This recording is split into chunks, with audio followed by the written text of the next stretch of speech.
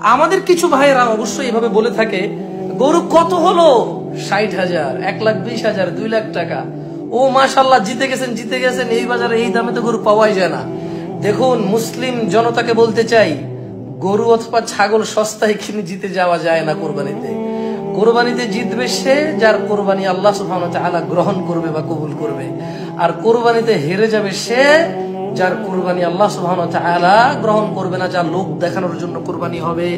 সালাত আদায় করে না, যাকাত আদায় করে না, হজ ফরজ আদায় করে না, বা শিরকে নিমজ্জিত, বিদআতে নিমজ্জিত, অথবা হালাল টাকায় কোরবানি হচ্ছে না, জোর জুলুম, অবৈধ অন্যায়, দুর্নীতির টাকায় লোক।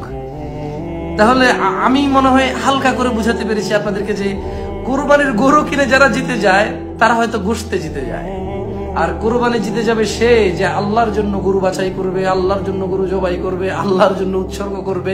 হ্যাঁ, এর গোশত খাওয়া হালাল, নিজে খাবে, পাড়া প্রতিবেশীকে দেবে, ফকির মিসকিনকে দেবে, আত্মীয় স্বজনকে দেবে, হালাল। আলহামদুলিল্লাহ, আল্লাহু আকবার, আল্লাহু আকবার, লা ইলাহা ইল্লাল্লাহ, ওয়াল্লাহু আকবার, আল্লাহু আকবার, লিল্লাহিল হামদ, আল্লাহু আকবার কাবীরা, ওয়ালহামদুলিল্লাহি কাসীরা, ওয়া সুবহানাল্লাহি বুকরাতাও ওয়া আসীলা।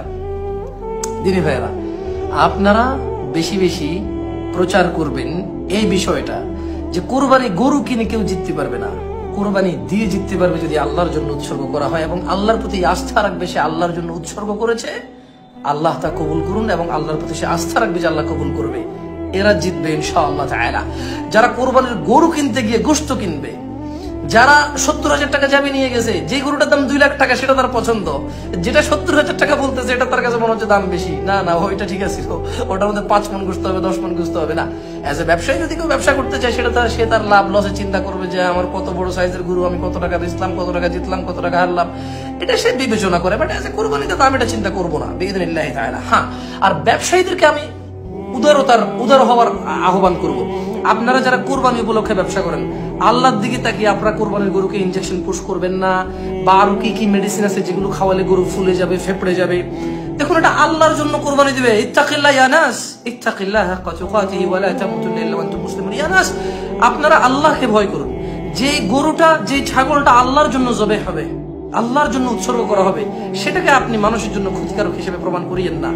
আমি সবাইকে অনুরোধ করব, সব গরু ব্যবসায়ীকে, সব খামারিকে, প্রত্যেক ওই ব্যক্তি যে নিজে একটা অথবা 2টা গরু পালে এবং তারা গরুকে মোটা তাজাকরণ করার জন্য ক্ষতিকারক কিছু দিয়ে থাকে, আমি সবাইকে অনুরোধ করব আপনারা আল্লাহর দিকে তাকিয়ে এমন কিছু, যেহেতু জিনিসগুলো আল্লাহর জন্য কুরবানি করা হবে, আল্লাহর জন্য উৎসর্গ করা হবে। এছাড়াও আমার ভাইয়েরা, নরমালিও গরু অথবা ছাগল খাবারের জিনিসে এমন কিছু মিক্স করা উচিত নয়, এমন কিছু পুশ করা উচিত নয় যেটা মানুষের জন্য ক্ষতিকারক হয়ে দাঁড়াবে, জীবন নাশক হয়ে দাঁড়াবে।